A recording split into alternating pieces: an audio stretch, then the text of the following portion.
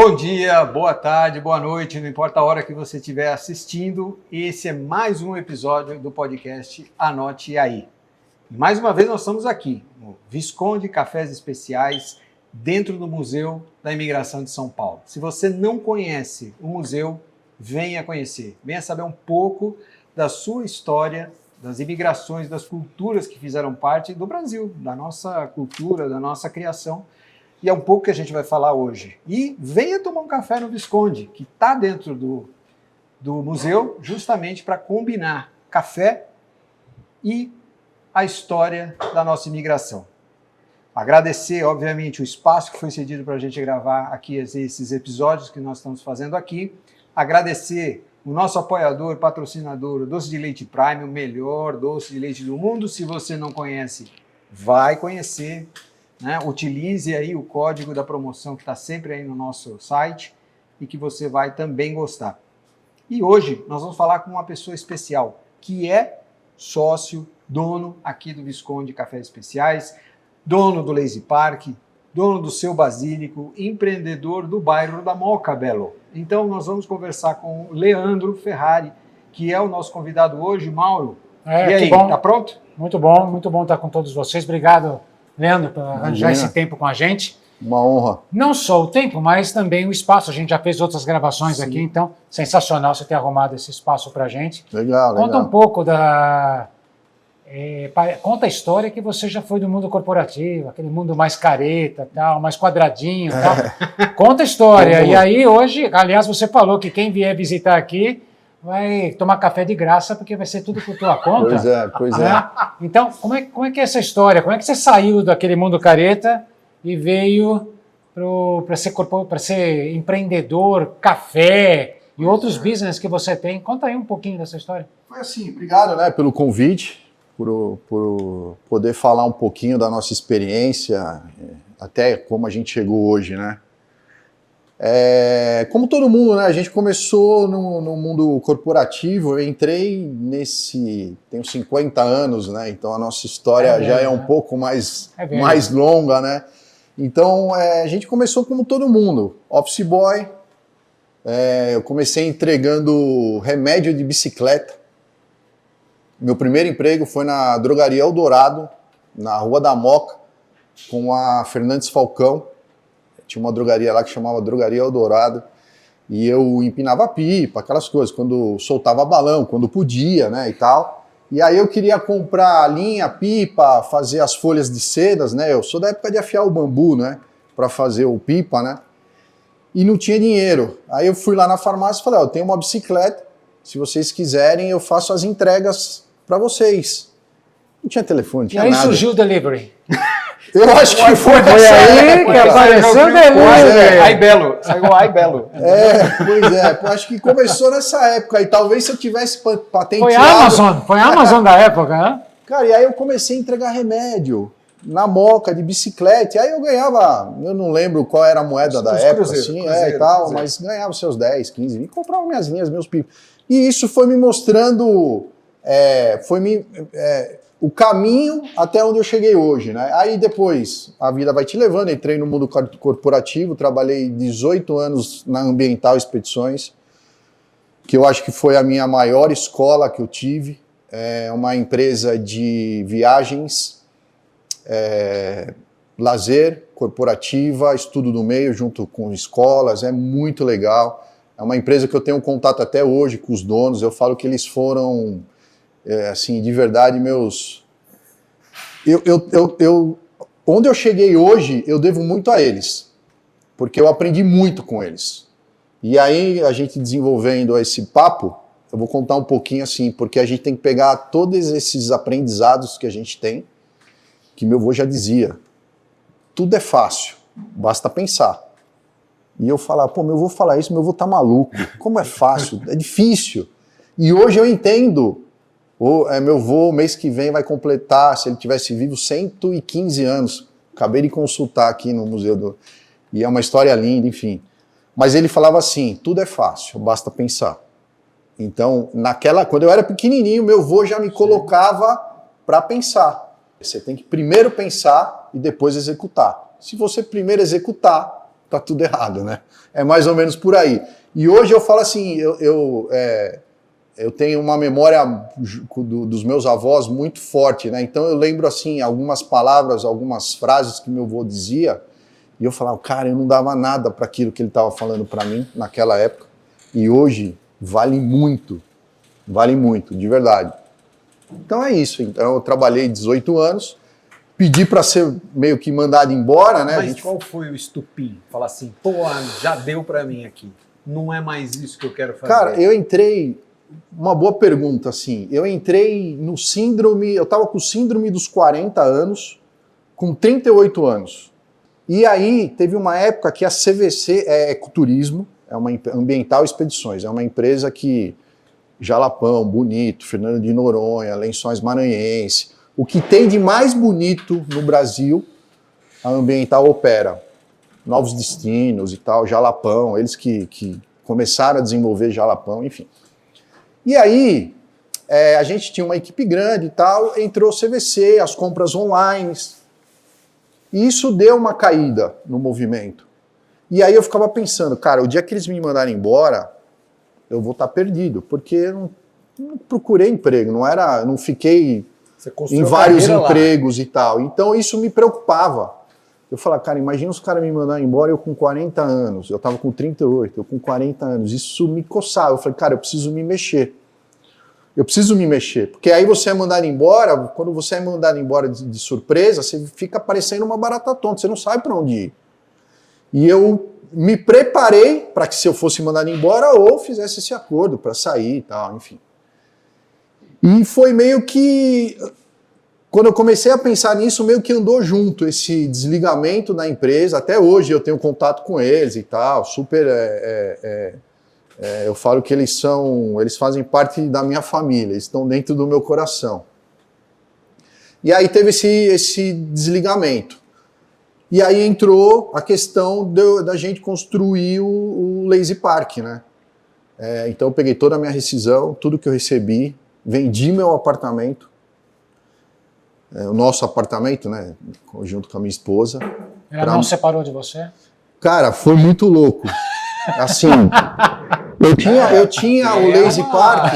Você fez tudo isso, você vendeu o apartamento e ela ficou com você? Não, fantástico. Não foi fácil assim. Estou falando assim. Basta pensar. Basta pensar. Como meu avô disse, pense antes de executar ou de fazer qualquer coisa, eu falei assim, eu tinha esse projeto do Lazy já na minha cabeça, o nome não tinha nada, mas eu tinha essa ideia de construir alguma coisa na casa dos meus avós. Eles já tinham falecidos, né? A casa ficou, eu ia construir minha casa lá, mas é casa, aí você fala segurança, tudo, enfim, vamos morar em apartamento e a casa ficou lá. Eu até coloquei para vender.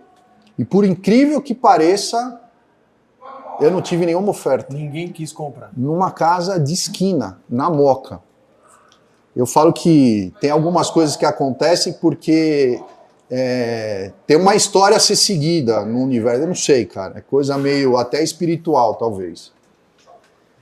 E aí eu falei, bom, tá bom, saí do ambiental, vou seguir com esse projeto, vou montar uma hamburgueria, pizzaria na casa que era dos meus avós, vou demolir a casa lá e tal. Só que o dinheiro, tava faltando dinheiro, eu tinha meu apartamento, quitado, pequenininho, mas assim... foi o nosso primeiro apartamento. Comprei financiado, atrasei várias parcelas desse financiamento, eu pagava o condomínio e não pagava a prestação, às vezes pagava a prestação e não pagava... Aquela coisa de menino novo, né? Isso aí. Mas fomos lá, então olha lá, eu, minha esposa, meus 2 filhos. E aí eu cheguei para ela, falei, Dan, eu tenho esse projeto, né, essa ideia... E aí, só que o dinheiro tá curto, a gente vai ter que vender nosso apartamento para botar a ideia em prática. E ela falou, você tá maluco? Você não, aqui nós vamos vender a única coisa que a gente tem, era a única coisa que a gente tinha. Tinha um carro velho. E aí ela falou, não, eu falei, Dan,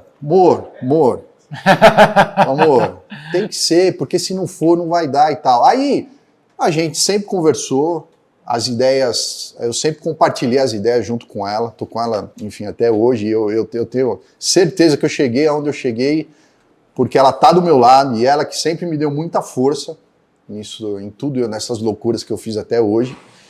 E aí eu cheguei para ela, falei, bom, vamos lá, tem isso, vamos fazer. E ela virou para mim, ela perguntou. No dia seguinte, a gente foi dormir, ela falou, tá bom, amanhã a gente conversa, porque a gente fica cansado, pensando uma série de coisas e tal. Aí a primeira palavra que ela, quando a gente acordou, meio que a gente acordou junto, ela falou, você tem certeza disso? De que vai dar certo, que as coisas vão acontecer? Aí eu olhei dentro do olho dela, eu falei, eu tenho certeza. Mas eu não tinha certeza nenhuma.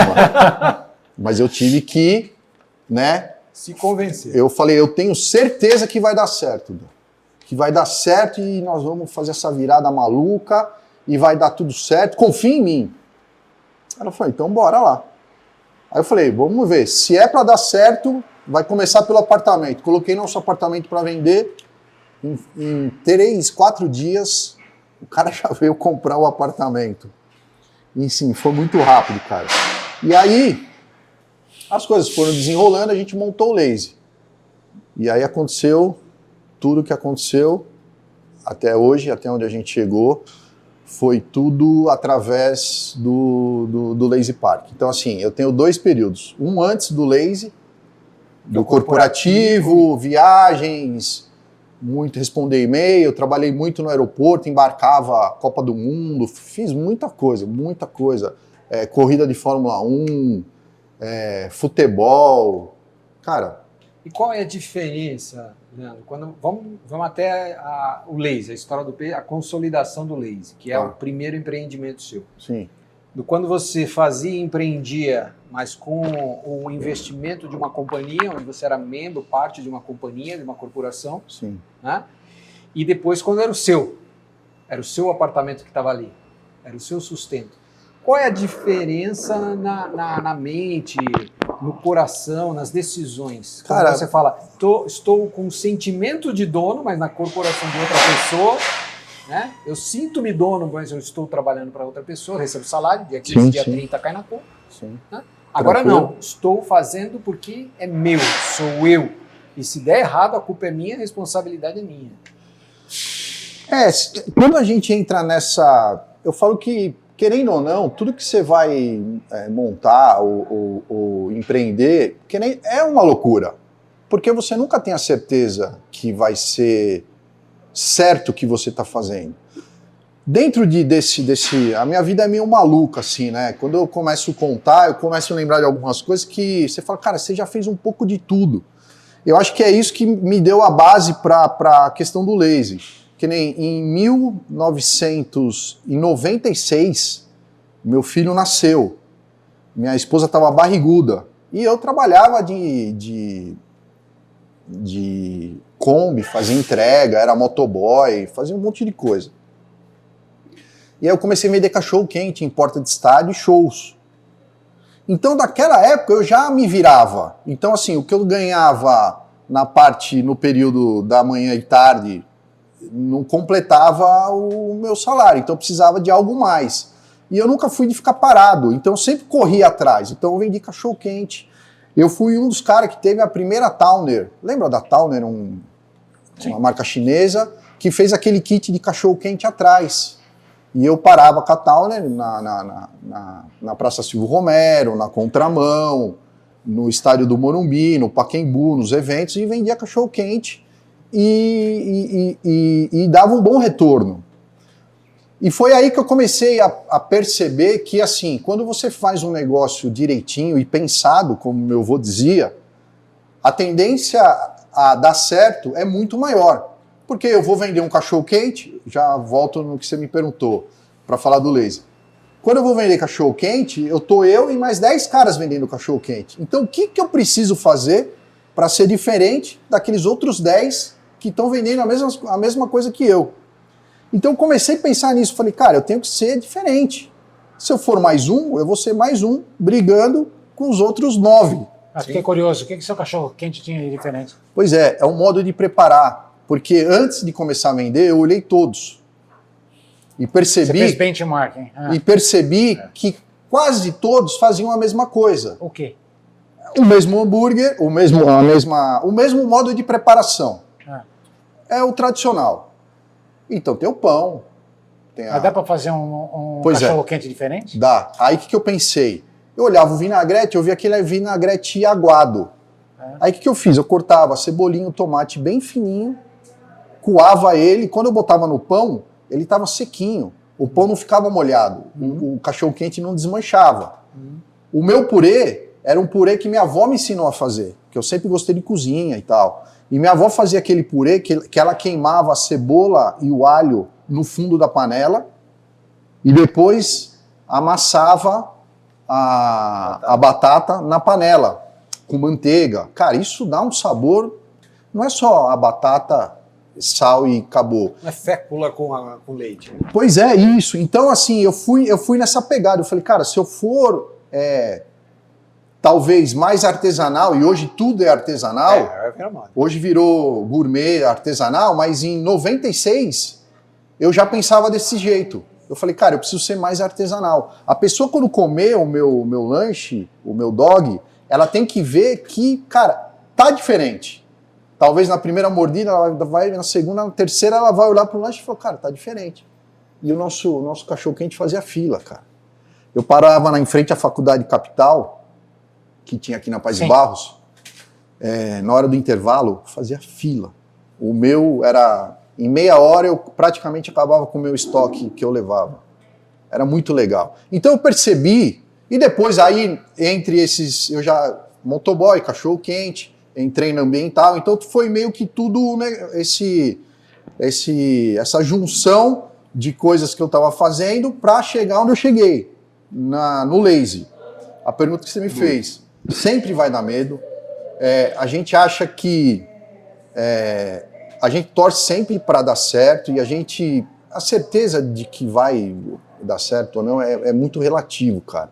Porque você depende de uma série de coisas, mas tem que ter muita vontade. E assim, eu tive ajuda de algumas pessoas no começo do Lazy, eu acho que isso é importante frisar, né? O Arthur, que é o meu concunhado, que é casado com a Débora, né, irmã da minha esposa, ele tem o garagem, então ele me ajudou muito nessa questão de desenvolver os lanches lá dentro do Lazy. Mas assim, no começo a gente não sabe. Então assim, pegamos um empréstimo. Mas aí você tem que arriscar, mas também tem que ter esse espírito do vou pedir ajuda, vou me informar, vou aprender, vou pensar. Seu avô falou. Pensa antes. Isso. Sei administrar um empreendimento meu? Não. Vou pedir ajuda. Ou seja, a diferença, sei lá, se a gente pode resumir isso, entre um corporativo, onde você está fazendo uma função lá dentro, e do empreendedor, para mim, eu vejo que nós temos que entender que tudo aquilo que a gente era bom, ou é bom dentro do corporativo, no empreendedor, isso já não é suficiente. Não, Você vai ter que ter mais ferramentas ali para você poder empreender. O corporativo, existe pessoas e pessoas, como em todos os segmentos, em todos os seus lugares, né? E aí eu falo, né, para a nossa equipe, as pessoas que trabalham comigo, eu falo assim, gente, assim, o céu é o limite, é meio clichê, mas é de verdade. Às vezes o que mais me incomoda nessa questão é assim... Às vezes você tem um cara da sua equipe ou que está lá só fazendo o trivial. Então, ele vai continuar fazendo o trivial e não vai se... Como é que você vai se sobressair? Como é que o cara vai te olhar e falar, mano, esse cara é diferente. Esse cara tem alguma coisa que faz alguma coisa diferente. Mas... E foi assim na empresa que eu trabalhei, eu entrei lá como... Eu brinco que eu entrei pela porta dos fundos, porque eu era terceirizado. E saí de lá bem pra caramba. Se a gente tivesse que começar a concluir até esse ponto, para um jovem empreendedor, um cara que quer começar um empreendimento. O jovem é relativo. Você foi jovem aos 38, falou assim, agora eu vou ser empreendedor. Você citou diferenciação, né, que foi uma vantagem competitiva, questão da qualidade, questão de busca de não ser trivial, ser diferente. Sim. que mais a gente... Porque o pessoal que está conectado está anotando. O nosso podcast, anote aí. Então, boa. O que você está falando é aula. Né? O pessoal vai anotar. É melhor do que ir numa faculdade, porque o que você está falando é uma tremenda experiência. Vida real. Sim, Vida real. Então, a gente... Diferenciação, qualidade, diferenciação no comportamento, né, na busca. O que mais, Leandro? Porque o pessoal só olha o Lazy, Visconde, seu Basílio, ele vai falar, pô... Tá voando, né? O cara tem uma sorte... A sorte é o famoso... Faz parte, né? A competência anda junto, né? Não adianta você ter competência e não ter sorte, ou ter sorte e não ter competência. Mas ela anda junto e bem paralelo, assim. Cara, o sonho de todo mundo é empreender, é ter o seu negócio. Então, o que eu costumo dizer, e a gente é procurado para isso, eu estou hoje numa fase que a gente acaba até dando consultoria e ajuda também a pensar como que... Porque às vezes não é só o dinheiro. Tem casos que às vezes o cara tem o dinheiro, ele quer me pagar para fazer o projeto dele e eu aceito não fazer o projeto porque a pessoa não está preparada. E aí eu quero botar minha cabeça no travesseiro e dormir. Só que eu vou ficar preocupado porque o cara vai me pagar, a gente faz um contrato lá de 1 mês, 2 meses, 3 meses de consultoria. E se der certo, deu. Se não der, eu não vou conseguir botar minha cabeça no travesseiro e dormir. Porque às vezes é tudo que o cara tem, ele colocou nesse projeto. O que é um cara não preparado? Pois é. Boa. É um cara não preparado, é um cara que só tem o dinheiro, mas ele não sabe o que fazer com esse dinheiro. Acontece muito hoje, eu tive até um exemplo, não sei se eu posso... É um problema legal esse, hein? O cara tem dinheiro... Não, eu não sei se eu posso citar do Itaú, não sei se pode falar, um funcionário do Itaú X, ele teve aquela demissão voluntária o ano passado, trabalhou 28 anos no Itaú, então ele se voluntariou, pegou uma rescisão muito boa e ficou durante não sei quantos meses recebendo salário, convênio, aquelas coisas lá. Sim. E aí ele me procurou, ele falou, Leandro, eu tenho, de verdade, 1,5 milhão para montar para montar uma pizzaria igual o Lazy, era o Lazy. E aí eu fiz uma entrevista com ele, a gente começou um papo muito comercial, hoje a gente é amigo, e aí ele tinha um padrão de vida alto, condomínio da casa dele lá, do apartamento dele, 2,5 pau, então ele tinha um padrão, um salário bom, enfim, muita coisa. Mas ele tinha o dinheiro e ele não tinha a experiência que hoje a gente tem. E aí eu virei para ele e falei assim, beleza, você vai gastar 1,5 milhão para montar. E aí ele tinha mais um dinheirinho guardado para se garantir durante 6 meses. Eu falei, e se durante esses 6 meses essa pizzaria que a gente for montar não virar do jeito que você está imaginando? Seus filhos vão sair da escola, você vai ter que sair porque seus filhos estudam em colégio particular, você vai começar vendendo o primeiro carro da sua esposa, seu padrão de vida vai diminuir e isso vai dar um problema muito sério para sua família. Cara, acabou o dinheiro, o famoso acabou o amor, né? Às vezes acontece isso. E aí, até então, ele ficou meio chateado comigo, porque o projeto a gente meio que montou. Eu falei, cara, eu vou sair fora, porque não é, eu tô preocupado. Ainda falei para ele assim, tenta primeiro voltar para o mundo corporativo, que a gente tava falando, e depois, quando você estiver mais preparado ou com mais grana, a gente volta a se falar.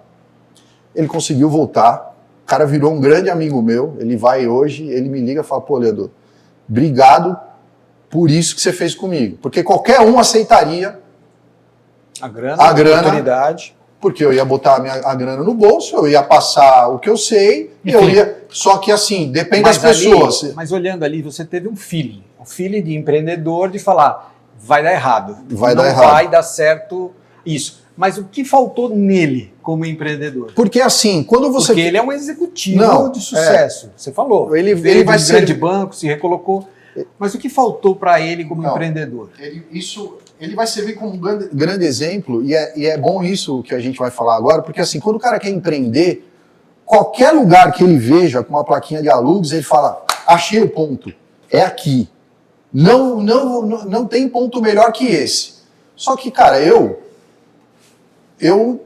já tenho esse feeling desenvolvido, então eu até brinco, eu pego uma cadeirinha de praia, eu sento lá para o meu fusquinha, onde o cara achou o ponto lá, e fico 3 finais de semana, 4 finais de semana, na semana, olhando tudo que está acontecendo. Quem entra, quem passa, os carros, movimento e tal. Porque quantas esquinas você já viu, lindas, maravilhosas, que nada dá certo lá. A gente até brinca, né? Tem um sapo enterrado lá, né?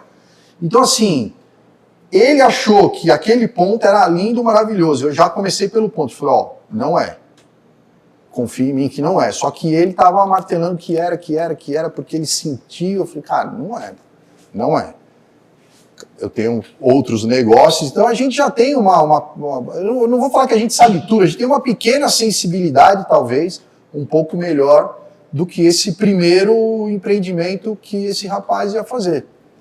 E aí começa por isso. O cara que quer empreender, ele acha que todo lugar é lugar, e não é assim, tem que ter um estudo.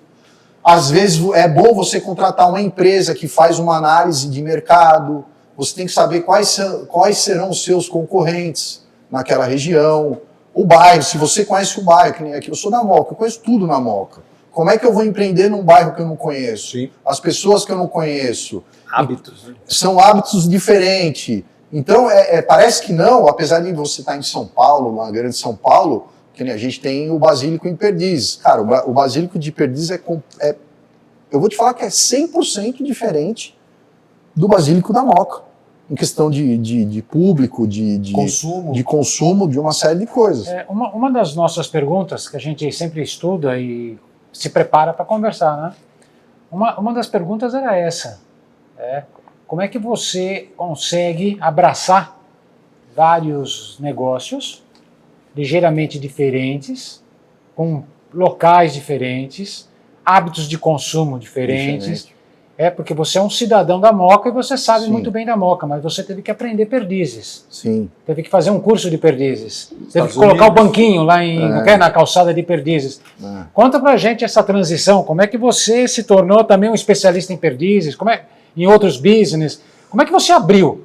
Desde o Lazy Park do cidadão da Moca, como é que você se abriu para São Paulo? Vou responder só voltando um pouquinho na questão do Lazy. O Lazy, ele foi o meu grande... Ele foi o que me trouxe tudo que eu tenho até hoje. Foi o Lazy Park. Laboratório. Então, assim, o meu cartão de visita hoje é o Lazy Park. Aí eu tive aquela que eu te falei, as ajudas que eu tive no Lazy Park, família, os amigos. No começo do Lazy Park, iam algumas pessoas, e aí eu ligava para os amigos e falava assim, ó, vem para cá, me ajuda, vamos tomar uma cervejinha junto, vamos fazer figuração, para as pessoas olharem, ver que tem gente. Eu queria ter amigo assim, que me convidasse para uns negócios assim, eu não tenho. O negócio é meio maluco, né? O brasileiro fazendo figuração. Pensa no seguinte, tem lugar que tá vazio e tem lugar que tá cheio. O cara vai no que tá cheio, ele não vai no que tá vazio. E às vezes o que tá vazio... Pode ser até melhor. Pode ser até melhor, mas isso é uma eu não sei, é do brasileiro. Eu vou te falar que eu sou assim também, eu falo, cara, por que tá cheio? Eu vou lá ver. E às vezes o que tá mais ou menos é melhor do que esse que tá cheio, mas é alguma, não sei. Já tá no nosso sangue isso daí, é inexplicável. E aí, o Lazy foi meu carro-chefe, foi bem montado, bem elaborado, bem pensado. E aí eu consegui montar outros negócios com a participação da minha família, porque sozinho eu não consigo fazer nada. Então hoje meu filho trabalha comigo, a minha esposa trabalha comigo. Ela trabalhava no mundo corporativo, na Wagon Lee, e aí ela saiu e veio trabalhar comigo. Então eu sou o cara comercial, eu sou esse cara maluco. Então eu vou, visito, faço tudo. Às vezes a gente fecha alguns negócios. Mas quem trabalha mesmo são eles? A minha esposa e meu filho. Alguém tem que trabalhar na Então, inclusive agora eles estão lá, a gente tem um escritório. Em vez de estar conversando, eles estão trabalhando. Alguém tem que estar trabalhando. Isso aí. A minha esposa até brinca comigo e fala assim, chega, se você inventar mais alguma coisa, você vai fazer sozinho. Aí eu falo, amor, peraí. Esse amor aí... É um negócio que vai dar certo. Mas assim, lógico, você não consegue fazer nada sozinho. É impossível hoje você fazer alguma coisa sozinho. Apesar de você ter essas conexões, internet, uma série de... Hoje tem o Google, tem a inteligência artificial, que já te entrega algumas coisas prontas e tal, mas se você não tiver pessoas que vão somar junto com você, você fica maluco. Dividir ideias. Eu vou chegar para você falar, cara, e aí, o que você acha desse café? Tá bom, tá ruim? Eu preciso ter essa referência.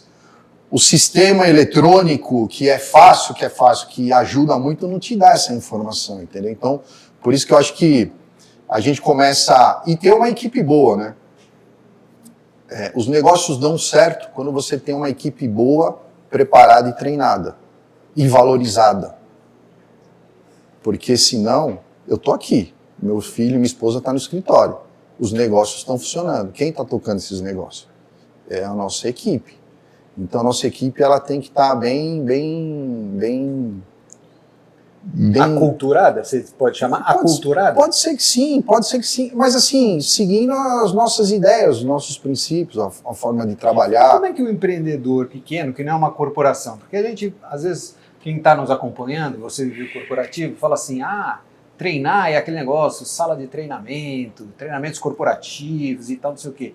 Mas aí você é um empreendedor, tem 4, 5 empresas, né, tem uma equipe que trabalha totalmente remoto, né, de você. Você pode ter um escritório, mas os restaurantes, as lanchonetes, as pizzas estão totalmente remotas de você. Você não está lá, olha, você pode passar, mas você vai ter que ir para o próximo. Então a equipe trabalha remotamente. Sim. Então, quando você fala assim, tem que estar treinada, tem que estar com o mesmo princípio do negócio, do dono, como é que é esse processo? Porque o pessoal faz uma similaridade com o corporativo, mas não é isso. Cara, a gente tem uma... Porque tem gente que fala assim, não dá para treinar. Eu tenho um restaurante, eu não posso parar para treinar. Dá para treinar. Dá para treinar. E dá para treinar de um jeito, não um treino... Eu digo assim, não é um didático. Não é uma sala de aula. Formalzinho. Porque cada um é de um jeito. Cada ser humano, a gente tem que extrair isso também, né? Isso o mundo corporativo traz também. Às vezes eu respondo uma cotação ou um e-mail mais devagar, mais completo, e eu tenho um cara que responde mais rápido e direto. Então tudo isso depende do seu cliente também, de aceitar ou não, né? Isso no mundo corporativo. Uhum. Eu acho que na questão de bares, restaurantes, né, numa forma geral, então eu acho que por ser funcionário a vida inteira e ter sido talvez tratado de uma forma diferente, lógico, com cobrança, tudo, mas treinado, a pessoa lá preocupada comigo, como é que está a sua família. Então, você mencionou isso no começo, né? Que você agradece muito a empresa, tal, que você teve grandes oportunidades. Eu ia te perguntar isso. Você oferece hoje o que te deu, o que você acabou ganhando? Quer dizer, você retribui hoje de que forma? Então, você tem quantas pessoas estão nos seus empreendimentos? Hoje a gente, uma média aí de 70 pessoas. 70 pessoas é uma boa quantidade de pessoas, seres humanos. Seres humanos. E como é que você... 70 famílias. Isso. Mas eu falo assim, né, treina esse pessoal, além dos nossos... coloca seus valores. Lógico que às vezes a gente tem mais aproximação com alguns. Hoje é quase que impossível ter com todos, mas eu procuro ter esse papo com cada um, que eu acho que isso é de extrema importância. Para mim, eu trato todos no mesmo nível, assim, não tem diferenciação de cargo, porque o outro ganha mais, eu tenho que... Comigo isso não existe. A gente tem que tratar todo mundo igual. Isso acho que é o princípio básico da educação e da vida, enfim. Tentar ver o que o cara está sentindo, porque às vezes eu vou dar um exemplo que parece ser ridículo, mas acontece. Eu vi um cara que trabalha comigo e ele não estava desenvolvendo o que ele tinha que desenvolver, ele estava com algum problema. E aí, é isso que eu falo, quando a gente tem que ter essa sensibilidade. Eu cheguei nele e falei, cara, o que está acontecendo? Eu estou vendo você meio... Você está preocupado, você está pensativo, o que você está fazendo não está do jeito que você faz. Ele falou, puta, Leandro, posso te falar o que aconteceu? Cortaram minha luz. Eu falei, como assim? Cortaram minha luz, mas criança pequena. Cortaram a luz dele, estava com a terceira conta atrasada, cortaram a luz dele. Eu falei, pô, mas, cara, que aí e tal? Ele falou, minha esposa está em casa, eu não sei o que fazer e tal. Dinheiro. Aí eu virei para ele assim... Como é que tá? Cadê suas contas? Deixa eu ver. Aí tinha uma conta de 40, outra de 80 e uma de 100 e pouco, que ela foi aumentando. Enfim, juntando tudo dava R$300, vai. Eu pensei comigo, falei, cara, cortaram a luz do cara. E a gente vai vendo a situação. Eu falei, cara, R$300. Ele ficou com vergonha. Eu falei, cara, por que você não veio falar comigo? Porque eu fiquei com vergonha. Eu não sei se eu posso. Eu falei, pelo amor de Deus, eu te dou essa liberdade e tal, mas, sabe, assim, o cara ficou com medo. Vai que ele vai pedir, o cara, cortaram a luz dele, manda esse cara embora, esse cara não sabe controlar a vida dele e tal. O cara fica louco, né? Aí eu falei, ó, não é a empresa, sou eu. Aí eu peguei as contas dele e paguei. Eu falei, o dia que você tiver, você me devolve. Paguei as contas dele, falou, pedi a religação rápida, né? Ô, seu Leandro, obrigado, pô, você é um cara maravilhoso e tal. Eu não tô falando para jogar confete, é porque eu falo assim, falando da equipe, se você não tiver essa sensibilidade, escutar isso, do que está acontecendo do outro lado, quando você falou 70 famílias, é mais ou menos isso, eu tenho minha família, eu tenho um monte de problema na minha família, eu tenho milhares de problemas. Tenho meu irmão, tenho minha tia que eu cuido, enfim, tenho muitos problemas. Mas esses 70, querendo ou não, que tem suas famílias e seus problemas também. Então, assim, o que eu falo não é só trabalhar, minha obrigação não é só pagar o salário, parece que é, mas eu tenho antes, é um ser humano. As pessoas precisam de alguma coisa, cara, sua pizza tá maravilhosa. Quantas vezes você faz isso? Cara, você tá foda, mano. Você é um puta profissional. Isso você fala, mano, é até no cliente, né? Porque se você desenvolve essa relação, você vai lá no Lazy, eu vou te ver lá no Lazy. A gente vai se falar lá no Lazy, vai se encontrar, você vai estar andando, conversando com a turma. E essa liberdade, o que acontece? Se eu subo lá para pegar a pizza, eu vejo assim, ele vai me entregar a pizza profissionalmente e tal. Se eu vou lá, se eu fizer só assim, ó, tá cheirosa, hein? Sim. O rosto dele vai mudar. Sim. O rosto dele vai mudar. É o simples elogio ali. É o que eu falo hoje, o mundo, ele fica. O mundo no geral mesmo, né? Quantas vezes você já entrou no elevador, a pessoa nem olhou pra você? Não te falou nem um bom dia, nem um boa tarde, nem um boa noite. Às vezes eu não falo, mas é porque eu sou mal-humorado. Não. Mas é que eu vivo mal-humorado. Eu falo, a minha esposa, ela fala assim, Leandro, você cumprimenta todo mundo. Eu falei, lógico, mas eu sou assim. E eu não espero o retorno. Eu falo por mim, bom dia. Se a pessoa não responder, eu fiz o que o meu avô me ensinou. Por isso que eu falo, o meu maior tesouro foi a educação que o meu avô me deu. Então eu sou uma pessoa que eu agradeço todo dia a todo mundo que está ao meu redor. Seu avô é italiano? Meu avô é lituânio. Eu sou de duas famílias, Lituânia e por parte de mãe e parte de pai italiano. E aí, cara, é muito isso. Eu acho que, às vezes, a minha esposa, o meu filho, e até porque hoje a gente virou uma empresa grande. Sim. Então eu sou cobrado porque fala assim, Leandro, você é muito paizão dos caras, meu. Você é muito amigo de todo mundo, dos funcionários, da equipe. E às vezes você tem que ser mais. E eu não sou, cara. Eu sou chorão, entendeu? Eu falo que eu fui criado pelos meus avós. Eu tenho tatuagem, às vezes cara de bravo, mas eu fui muito mimado. Jogava bola no carpete, essas coisas. Eu tinha café e chá da tarde. Minha avó fazia pra mim. Meus pais eram separados e eu cresci com os meus avós. Por isso que eu tenho essa ligação muito forte com os meus avós, com a minha tia e, consequentemente, com a minha mãe também. Mas os meus avós são os minhas referências de vida.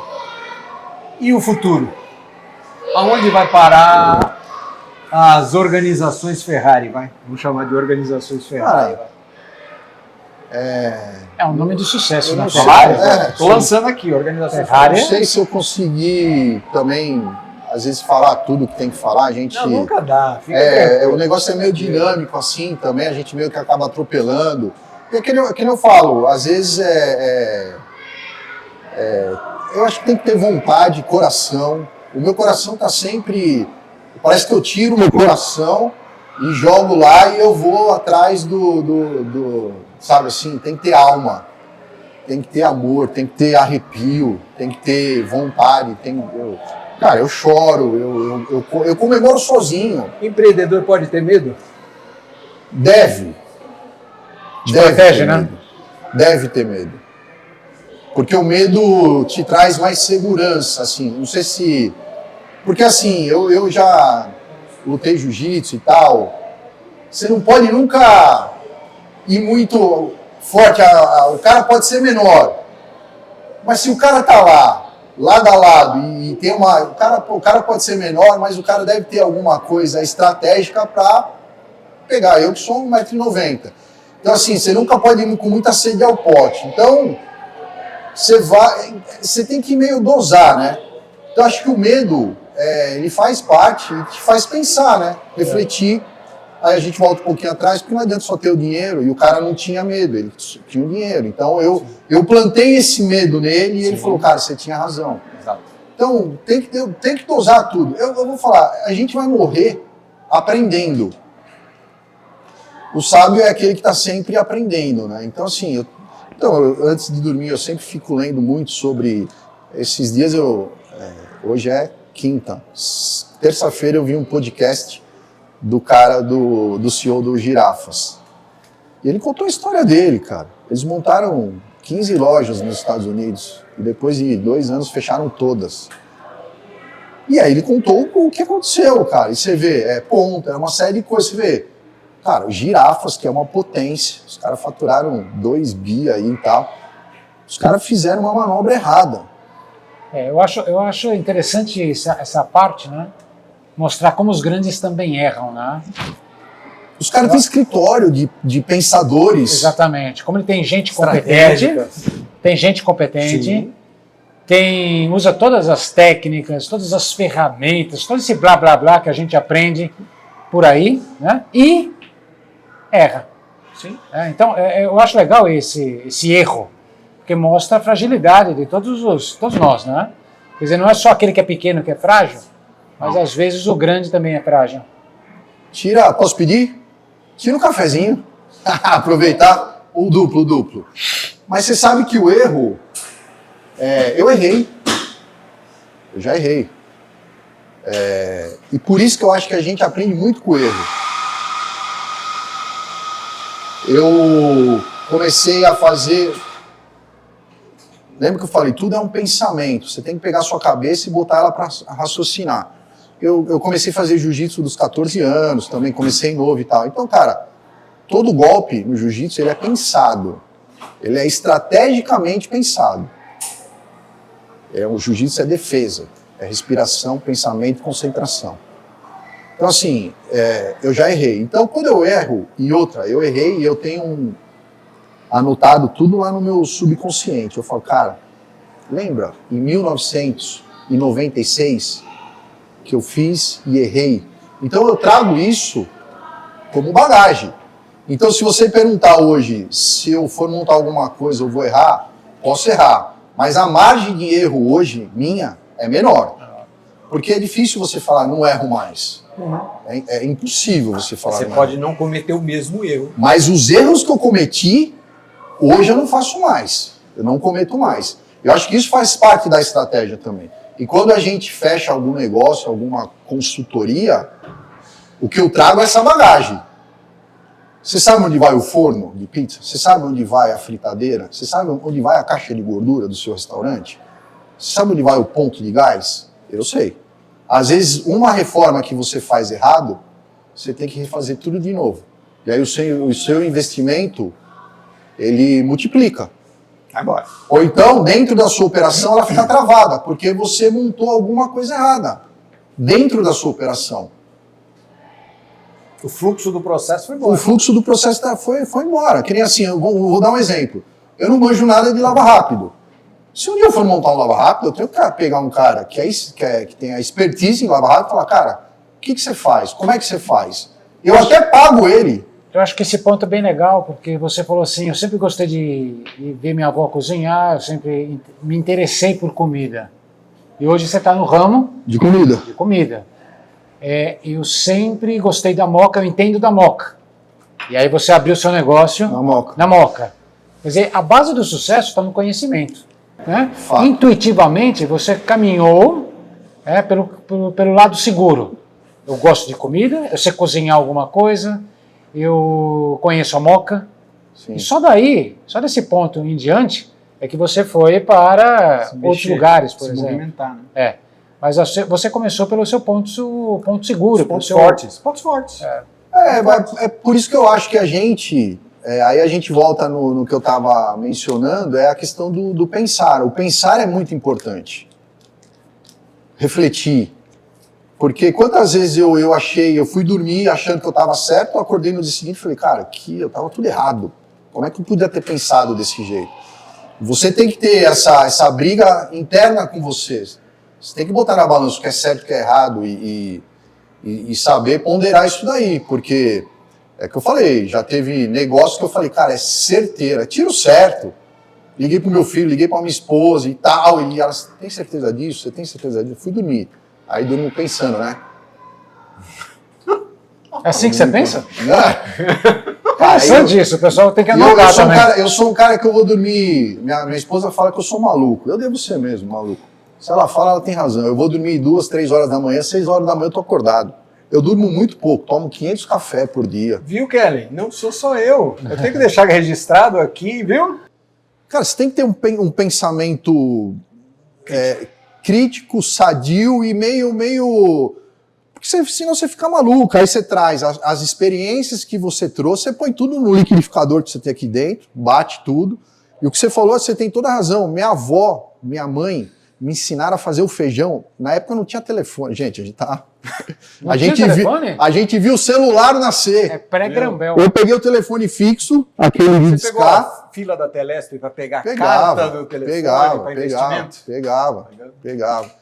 Eu liguei para minha mãe. Minha mãe trabalhava numa multinacional. Mãe, eu tô aqui em casa, me ensina a fazer o feijão. Ela falou, você tá maluco? Panela de pressão. Eu falei, me ensina a fazer o feijão, mãe. Eu não vou desligar se você não me ensinar a fazer. Ela desligou, liguei, ela desligou, ligou. Ela falou, então tá bom, pega a panela, pega o feijão, escolhe o feijão, tira os que não estão... Porque na época pegava feijão de caneca. Você comprava na mercearia, não vendia. Hoje vem feijão lavado. Na época a gente pegava na mercearia. E aí, resumindo, eu fiz o primeiro feijão por telefone. Mas peraí, mãe. Aí eu deixava o telefone, corria lá na cozinha. Começou a apitar. Espera 30 minutos e desliga. E deixa abafar. Até o negócio parar, tira. Pô, tava pronto o feijão. Vou te falar, não ficou nem muito bom, nem muito ruim. Dava para comer. Médio. Mas foi aí que você começa a despertar, você fala, cara, nada é impossível. É só você pensar. E aí foi que eu falei, cara, meu avô era mecânico. Veio da Lituânia e tal. Então meu avô me ensinou, meu avô era formado e trabalhou na Volkswagen. Ele montava Fusca. E eu pegava as ferramentas para mexer na bicicleta e meu avô falava assim, pensa antes de querer soltar o parafuso. Ele dava fazer bobagem pra caramba, né? Muito. Ele dava na cabeça, não, ele deixava primeiro eu me ferrar. Aí ele falou, beleza, pensa agora. Aí ele, às vezes a gente não pensava, vô, mostra aí. Ele falava, viu como soltou? Você estava pro lado errado. E aí você começa a fazer despertar essa sensibilidade, que talvez hoje, com isso aqui, qual é a sensibilidade que essa molecada tem hoje? De soltar um parafuso, de apertar um parafuso. Vai perder a sensibilidade. Então, por isso que eu falo, às vezes o empreender, o anota aí, que é a questão desse negócio aí, de despertar, de vocês montarem os seus negócios, o que a gente pensa assim? Cara, a gente é mais velho, então essa sensibilidade eu tento mostrar para essa molecada de hoje, para o meu filho. Meu filho hoje, ele tá no ramo que eu construí. Meu filho, ele me agradece, ele falou, pai, você adiantou o meu processo em 20 anos. Porque eu mostrei para ele e ele tá seguindo. O meu filho hoje, ele tá muito melhor do que eu. Ele é uma cabeça muito pensante, então ele faz financeiro, menino novo, 27 anos. Só que ele, se você conversar agora com ele, você fala, cara, esse é um homem formado. Por um pai, isso é o melhor não é dinheiro, não é nada. Sim. É saber que a gente conseguiu formar os nossos filhos. Então eu não penso em dinheiro, penso em criar minha família, as pessoas que estão comigo crescerem junto comigo. E eu falo assim, às vezes a gente tem o pessoal na equipe que, pô, seu Leandro, obrigado. Às vezes eu quero que a pessoa saia do que ela está fazendo comigo para ganhar mais. Porque eu falo, você é um ótimo funcionário. O dia que você receber uma proposta, eu quero que você saia, que você voa. Mas isso é uma escola. Então você pega o que eu tenho aqui, o que a gente está ensinando, pegue com vontade, porque isso aconteceu comigo. Eu cheguei onde eu cheguei porque na minha época eu olhava, o cara falava para mim, pô, você é um cara bom. Eu falava, cara, se ele está falando que eu sou bom mesmo. Então vamos lá. Então eu sou um cara da rua, eu vendia filtro, sabe essas coisas malucas assim? Como é que vende filtro, sabe? Então você tem que... eu sou da época de vendedor, então você tem que saber se vender para você crescer no seu negócio. Como é que você vai ter o seu negócio, independente do que for, se você não saber se vender? Não tem jogo. Qualquer coisa. Não tem jogo. Não. E outra, até dentro de uma empresa, numa corporação, aquele que não sabe vender o seu trabalho, a sua competência, também não consegue evoluir lá dentro. Tá bom, eu tenho um puta currículo. Trabalhei, estudei em Harvard, tenho não sei o quê, mas o cara não tem essência. O cara só estudou. Ele tem que falar, às vezes o cara sai na rua, o cara não sabe atravessar a rua. Tem que resolver problemas. Dia a dia pesados. E aí, acabou o dinheiro. Pra que eu faço? Ligo pro meu pai, pra minha mãe? Cara, empreender, o negócio é sério. Pego emprestado no banco, tá bom, mas depois você tem que pagar o que você pegou emprestado. Hoje, as empresas, se você tiver um problema financeiro, o seu nome for negativado, acabou o seu crédito. A empresa só entrega o seu produto se você tiver crédito no mercado.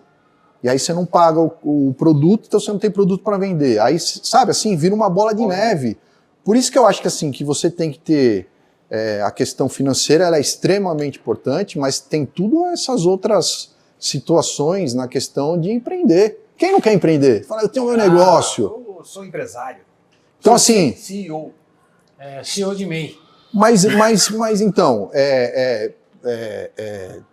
você tem que registrar você tem muito imposto que você paga no Brasil. E não então, assim, reclamar a partir do momento, isso já aconteceu comigo, anota aí. Eu levantei a porta. Imposto. Não, primeira coisa que entra, fiscal. Falei, cara, eu nem abri, o fiscal vem primeiro que o cliente, cara. Cadê o alvará, cadê tudo? Eu falo, tá tudo aqui, meu. Tá tudo aqui. Porque jeitinho não existe. Eu não trabalho com jeitinho. Se você visitar, depois eu quero que você faça uma visita lá, eu vou te mostrar a pasta de documento que eu tenho com tudo, alvará de tudo que você pode imaginar. Se você pedir alvará da água que cai do céu, eu devo ter lá. É inacreditável, mas eu tenho. Por quê? Porque para abrir uma empresa tem tudo isso. Você tem que ter o contador, você tem que ter uma empresa que tira todos os seus documentos, alvará, bombeiro, segurança, seguro. Como é que você faz? Você tem que ter. Por isso que eu falo, você vai fazer sozinho, pede ajuda. Pensa primeiro. Então, às vezes o cara liga e fala, Leandro, com quem que eu falo para tirar o alvará? Aí eu pego o telefone e já mando pro cara. Fala com ela. Você entendeu? Mas a gente tem os caminhos hoje. Hoje eu abro uma empresa em 15 dias. Mas quem não sabe, vai demorar 6 meses e vai abrir errado. E aí, abriu errado, é igual a história do prego. Se você for batendo, o prego entortou, e você vai continuar, ele vai entrar torto. Então tira, põe um prego novo e põe ele certinho, cara. Faz a coisa certa. Então assim, para empreender, ele tem que fazer a coisa certa. Não adianta ter jeitinho, não existe isso. Por isso a gente vê que as coisas, para alguns, dão certo, e aí eu posso me colocar nessa questão, porque eu faço tudo certo. Lembra que eu falei? Eu quero botar minha cabeça no travesseiro e dormir sossegado? Eu não preciso estar rabo preso com ninguém, eu não quero ter isso. Ficar devendo para fiscal, dever para... Não paguei fornecedor, o cara fica te ligando. Cara, tem que ser uma empresa sadia. Esse controle tem que ser muito, muito certinho, meu. Eu acho que tem um monte de pontos aqui para serem anotados, né? Para quem ainda não anotou, para quem está pensando em ser empreendedor, né? Tem que assistir o vídeo. São só louros. Tem que assistir um vídeo umas 3 vezes e ir anotando, parando, anotando. Tem bastante conteúdo aí. Se você entrar no meu Instagram, que é o Leandro Zucas Ferrari, tudo junto. Cara, é tudo flores. É mesmo? Eu tô tomando café, eu tô na praia. Que maravilha! Tô andando de jet ski e tal. O que isso entrega não é a pura verdade. Não é. Alguém posta chorando e tal. Cara, é difícil. É difícil. O negócio, isso aqui pra mim, o Instagram, isso aqui pra mim é uma brincadeira. Isso aqui é uma brincadeira. Quando a gente sai desse mundo, que provavelmente para uns é muito sério, né? Pra mim, Instagram, essas coisas é uma brincadeira. Às vezes eu posto foto que eu tô em Maresias, mas eu tô aqui. O cara fala assim, cara, você tá em Maresias numa quinta-feira. Não. Mentira, cara. Mas as pessoas, elas olham isso como sucesso, como querer chegar. Inspiração. Às vezes inspiração, às vezes inveja, às vezes pode ser um monte de coisa. Mas isso para mim, você tem que filtrar muito. Agora, se a gente for falar de empresas, de abrir, de anota aí, o negócio é sério, cara. É sério. Não é uma brincadeira, sabe? Envolve família, envolve um sonho. Que nem esse cara que eu te falei, do Itaú, era um sonho dele, porque ele vai lá comer a pizza no Lazy, ele fala, cara, o meu sonho é ter um negócio desse. Mas ele chega lá sexta-feira ou sábado, eu tô tomando Negroni, e a casa tá lotada. Ele fala, é isso que eu quero pra minha vida. Só que ele não viu antes. A segunda-feira ou ele não lembra, segunda-feira vazia, o dia que choveu, o dia que não teve luz. Acabou, não sei o quê. O dia que ficou 3, 4 dias, lembra que choveu na Moca, todo mundo ficou sem luz. A pandemia que fechou. A pandemia que fechou. Na pandemia, o Lazy Park ficou devendo R$1 milhão. E foi aquele 9,9%. Eu tinha 1% de recuperar o Lazy e conseguir recuperar. Em 1 ano e 2 meses eu sanei essa dívida. Bateu, eu posso mostrar, cara. Eu até postei, bateu 1 milhão de dívida, cara. O banco, pregamos Pronamp e tudo, enfim, foi uma loucura. Então, assim, vendi tudo que eu tinha. Tinha carro, moto, vendi tudo, só fiquei com o Fusca. O único que eu não vendi foi o Fusca. Porque é a única coisa que eu tinha para me locomover. Quase vendi, tive uma proposta e quase vendi o Fusca. Podia ter fechado, podia ter quebrado. Se você quebra, teoricamente, você não paga o que você deve. Só que eu virei para a minha equipe, lá dentro do Lazy, reuni todo mundo, olhei na cara de todo mundo e falei assim, não vou mandar ninguém embora. Nós vamos passar por isso. Como? Não sei, mas nós vamos passar. E eu preciso da ajuda de vocês. Vocês estão comigo? A gente estamos com você, seu Leandro. Eu tenho um cara que trampa comigo que mora na favela. E ele virou para mim e falou assim, se eu atrasar o barraco na favela, os caras me tiram. Deveu 2 meses na favela, os caras te tiram. Lembra que eu falei, né? Você tem outras famílias. Eu falei, cara, o negócio é mais embaixo. E aí e os caras têm família também, os caras, tudo bem, mora lá, mora no barraco, tem família, tem mulher, tem tudo, cara, e eu sou responsável por isso. Pandemia, cara, eu reuni todo mundo, falei, cara, nós vamos vencer, nós vamos fazer alguma coisa. E passamos. Com quem? Com a ajuda de quem? Com a ajuda deles, cara. Se não fosse eles, se não fosse os caras lá do Lazy, a minha equipe, os meus funcionários, os caras que correm junto comigo, eu tinha fechado. Por isso que eu falo, tudo que a gente tem é uma... Os caras confiaram em mim, eu falei, agora eu não tenho dinheiro para pagar. Vocês conseguem? Eu preciso pensar em qual solução eu vou ter, mas vocês têm que me dar um prazo. E aí eu peguei o que eu tinha, vendi tudo que eu tinha, e aí eu dei, vamos supor, eu tinha 100 mil. Vendi meu carro, minha moto, vendi terreno. Eu tinha 100 mil reais, eu estou dando um exemplo, tá? Aí eu falei, eu vou dar 1.000 para cada um. Falou, segura, tá tudo fechado, vai no mercado, pago uma coisa ou outra e depois a gente vai ver o que vai fazer. Então eu ganhei um fôlego com isso e, porra, eu falo assim, graças a Deus tudo voltou, né? E você nunca sabe o que pode acontecer. Pode vir outra pandemia, pode vir outra coisa maluca e tal, então você tem que estar preparado. Por isso que eu falo, empreender sair em revista, pô, tudo isso é lindo, é maravilhoso, cara, mas não é isso, né? O negócio é muito sério. Por isso que eu acho legal esse bate-papo, porque eu poderia ter levado, talvez, essa troca de ideia para um outro caminho. Mas eu acho que é legal mostrar essa outra parte que inspiracional. Que né? então, que não é só flores, não é só ter dinheiro, não é só ter vontade. Você tem que anotar tudo isso, que nem anota aí. Vou abrir uma cafeteria. O que eu preciso para abrir uma cafeteria? Se você tem experiência, você sabe. Se você não tem experiência, procura alguém que sabe. Onde eu alugo uma máquina, onde eu pego um café bom, como é que eu faço o café, faz curso. Para você saber, pelo menos, o básico. Não basta ter vontade, um sonho, se não for se preparar, se não for buscar todo o conhecimento para aquele empreendimento. Planejamento. Tem muita gente hoje que perde dinheiro. Quantas vezes a gente vê? A gente vê isso. A gente sai na rua e fala, que legal, abrir um negócio, depois de 3 meses está fechado. Uhum. O cara não se preparou, meu. E eu morro de dó. Eu morro de dó. Porque eu sei que aqui, às vezes lá, tá todinho o sonho da família. Foi colocado ali.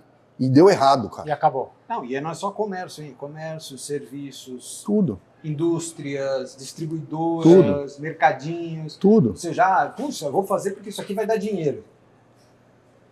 Vou fazer porque isso aqui é o que dá dinheiro. E aí, na verdade, não vai dar. Que nem minhas referências de pizzas, né, que eu falo, São Pedro. Eu vou na São Pedro, semana passada eu estava na São Pedro, eu vou na Margherita, eu vou na Castelões, eu vou na Veridiana. Apesar de ter pizza, de a minha pizza ser muito boa, eu vou lá, porque assim, os caras são referências. Não importa, os caras têm 50, 60 anos. Você achar que você tem que a sua é boa, que você recebeu o prêmio, que sua pizza é top, tá entre as 5, 10 melhores, esquece o que tá acontecendo do lado, vai ver quem tá vendendo. Você tá morto. Quem tá vivo? Você tá morto, cara. Então eu vou lá, eu converso com os donos, cara. Saber, a gente troca informação. O cara que se preocupa com a concorrência, não, eu não vou falar com o cara que o cara é meu concorrente. Esse cara tá morto. Se você falar assim, Leandro, se o cara abrir uma pizzaria do seu lado, você vai ficar feliz? Eu vou falar, eu vou ficar muito feliz. Porque vai trazer mais cliente. Ele vai trazer um cliente que talvez não me conheça. O meu cliente que me conhece vai comer a pizza dele. E se ele for melhor que eu que me prepare. Para não deixar ele ganhar os meus clientes. Você entendeu? Esse é o pensamento do negócio. Então, assim, às vezes o cara fala, não, pô, o cara montou do meu lado, pô, que cara filho da mãe. Não, você tem que estar esperto, você tem que estar ligado, você tem que saber o que os caras estão fazendo, como é que tá o tomate, como é que tá a massa. A gastronomia, ela muda, é dinâmico. Um dia pode açúcar, outro dia não pode mais açúcar, é proibido. Antigamente falavam que ovo fazia mal, hoje o ovo é a melhor coisa do mundo. Quem não come ovo vai morrer. Antigamente quem comia ovo ia morrer. Tem um cara em casa que vive comendo os ovos. Quando eu entro, abro a geladeira e falo, cadê o ovo? Desapareceu. Pois é. O cara come não, em casa também, ovos. Meus filhos são atleta também. Cara, é mais fácil comprar uma granja, porque os caras comem de ovo. Mas na minha época o ovo matava. Bom business pra você, tá vendo? Olha, uma granja, que né? coisa maluca. Então, assim, é dinâmico o negócio, entendeu? Então você acha que hoje uma pizza você tá tranquilo? Não, você tem que estar sempre de olho. Eu escutei uma vez Lembra aquela música do Marcelo D2? Atrás da Batida Perfeita? Eu estava vendo um podcast do Marcelo D2 e eu falo que aquilo que ele falou... Eu vou te falar aqui, essa música eu não sei quantos anos tem, deve ter uns 20 anos atrás. Ele falou assim, o repórter perguntou, por que essa música, Atrás da Batida Perfeita? E essa música trabalha com várias sonoridades de instrumentos e tal. Porque ele é um músico que ele tá... Olha o que ele falou. Ele como músico, ele tá atrás da batida perfeita. E aí o repórter perguntou, tá bom, e qual é a batida perfeita? Ele falou, pois é, não tem a batida perfeita. Como? Não tem a gastronomia perfeita. A gente tá sempre atrás da gastronomia perfeita. A batida perfeita de um cara que manda som.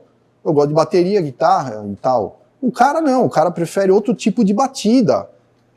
Tem algumas músicas que os caras conseguem fazer com várias batidas diferentes. Uma te agrada, outra não. E a gastronomia, sim, eu sou um cara que eu sempre, quando eu faço, a minha mão é pesada no sal. Eu gosto de sal. E muitos vão gostar, outros não. O meu sócio do Basílico, o Vini, não gosta de queijo. Ele não come queijo. E por isso que eu falo, como é que você vai atrás da pizza perfeita? Não tem, é infinito, cara. Então, uns gostam de mais recheio, outros de menos. Então, se você for atrás dessa perfeição, você vai ficar maluco. Ou achar que atingiu a perfeição. E eu já entrei meio que nessa loucura, porque eu falei, cara, eu tenho 100 pessoas falando, maravilhosa, maravilhosa. Aí um colocou lá, 1 estrela. A sua pizza é uma droga, não gostei. Você fala, puta que pariu, o cara falou que minha pizza é uma droga. O que eu preciso melhorar na minha pizza? Aí eu subo lá correndo. Não vai conseguir agradar todo mundo. Mas eu acho que é legal, tem 2 lados, né? Não pode entrar na loucura, mas também não pode entrar na loucura de não achar que o seu produto ou seu serviço precisa ser constantemente melhorado. Sim. Tem os 2 lados. Tem os 2 lados. Mas o que eu falo é assim, se você entra na loucura de querer agradar todo mundo, esquece. Você não vai agradar ninguém. Você não vai agradar ninguém. Então você tem que focar. É pizza? Vou focar na pizza. É café? Vou focar no café. A gente pegou aquela época da transformação isso eu tenho como referência também, das churrascarias. Eu ia na churrascaria, era churrasco e salada. Aí outro dia eu ia lá, era churrasco, salada, sushi, macarrão, e comida portuguesa, tudo. Eu falei, cara, mas eu vim numa churrascaria e tem tudo isso. O que aconteceu? Hoje as churrascarias voltaram a ser o que elas eram antes. Por quê? Eles quiseram abranger e tentar atender todo mundo e não atende ninguém. Você não se... Você chega na churrascaria, tem sushi, tem... Mas você precisa se especializar, não tem carne. E a carne? Não, o cara não faz nem a carne boa e nem o sushi bom, nem o macarrão bom, você entendeu o que eu quero dizer? Você tem que se especializar em alguma coisa. Peter Drucker falava isso, né? Qual é seu business? Exatamente. Qual é seu business? Você faz tudo? Se você faz tudo, você não faz nada. Não faz nada. Você tem que ter o seu... A pessoa, ela vai no seu restaurante por qual motivo?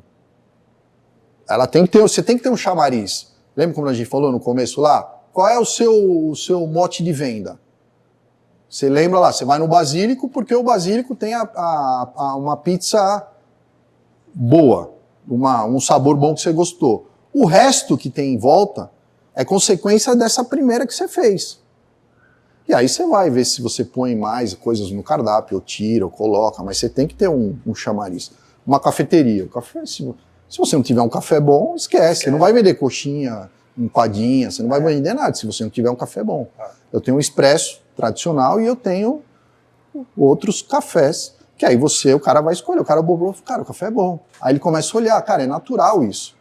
Quando eu vou comer lanche, eu sou o cara do X-salada. Primeiro lanche que eu vou pedir é um X-salada. Se o X-salada do cara é bom e o cara é uma hamburgueria, o resto é bom, cara. Esquece o X...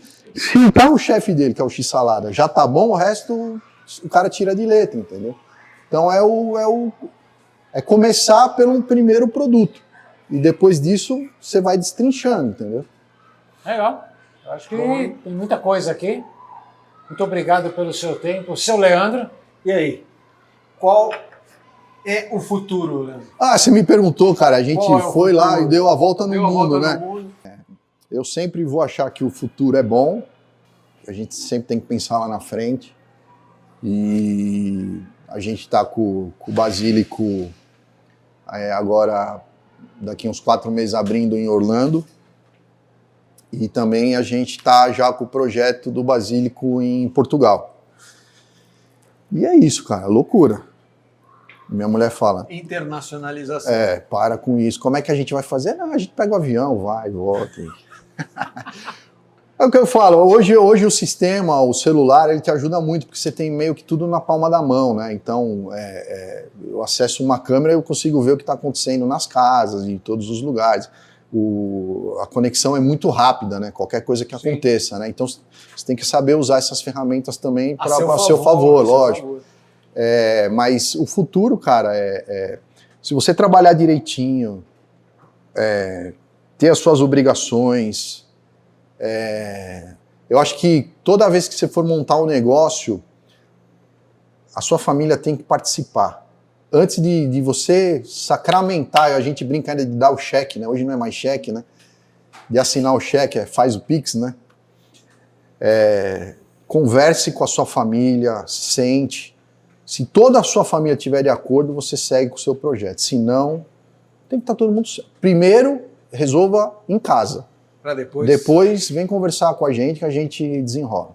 Eu acho que o caminho é esse. Show de bola. Para montar qualquer coisa. Se for uma barraquinha na porta do estádio, vocês têm que estar concentrados, a mulher, os filhos têm que saber que o pai vai ficar fora, que às vezes o negócio é à noite, da meia-noite. É a mãe que vai empreender. Pois é trabalho todos os dias. É isso. Tá bom. Tem que escolher. Tem que escolher. No corporativo é mais fácil, você tem férias. Às vezes às vezes não, mas... A gente podia criar, às vezes, só para finalizar, um debate entre o corporativo e o negócio, para ver se empata se dá certo. Quem ganha. Quem ganha ou quem perde, a gente não vai saber. Gente, Leandro, obrigado. Agradeço demais, meu. Obrigado pelo ter recebido a gente, ter contado a tua história. Satisfação. Que sirva de inspiração. Que honra. Eu fico feliz assim, sabe, porque eu fico honrado de verdade, porque a gente fala que, você é uma formiguinha, né? Até me emociono, porque é foda, velho. Da onde a gente veio, cara, eu não tenho faculdade, sabe? Assim, eu tenho o 2º grau completo, meu. E construiu. E construir uma família, um monte de gente que trabalha comigo. Cara, eu fico... isso... Motivo de orgulho. É motivo de orgulho. Bom, parabéns. Isso é emoção. Isso aí é emoção. É foda. Por isso que você não falou disso, mas o empreendedor tem que ter emoção. Não, ele falou sobre... Tem que ter emoção. Sobre o sentimento. Tem que ter emoção. Se não for assim, não vai, né? Não vai, nada. Sem emoção, sangue italiano. Obrigado. Desculpa gente, aí o final aí. Não. E é assim que a gente termina mais esse episódio. Agradecendo demais o Leandro por toda a generosidade de ter deixado a gente vir aqui gravar e contar essa história, compartilhar toda essa história com vocês. Aproveitem, anotem tudo isso. Aproveitem também para seguir a gente. Acompanhem. Nós estamos aqui levando conteúdo, levando essa reflexão, todos esses debates, porque é isso que a gente quer levar para vocês, na forma de consultoria, na forma de palestra, nas formas de treinamento, nas formas de mentoria, de coaching. Tudo isso a gente aprendeu, a gente compartilha, a gente conhece pessoas e adquiriu esse conhecimento. A gente tenta aprender, né? E a gente continua aprendendo todo dia para levar para vocês. Então sigam Mauro através da Big Learning, Géser através da Maturos, é tudo isso para vocês. E venham visitar a Visconde, Lazy, seu Basílico. Quem estiver em Orlando e assistindo de Orlando, prepara, seu Basílico vai estar aí. Nós estamos lá também. E venham conhecer o Museu da Imigração. Esse episódio vai em comemoração de todos os imigrantes que vieram para o Brasil. Agora em junho. Esse episódio sai em junho e é em comemoração. Nós somos um país diverso. Nós somos um país que é uma junção de culturas, de todas as culturas e raças. E a gente precisa aprender a respeitar isso e levar isso como bagagem para o nosso futuro. É só assim que esse país aqui pode dar certo, a gente respeitando as nossas diferenças e levando isso para frente. Então, obrigado e até a próxima. Até mais, pessoal. Obrigado.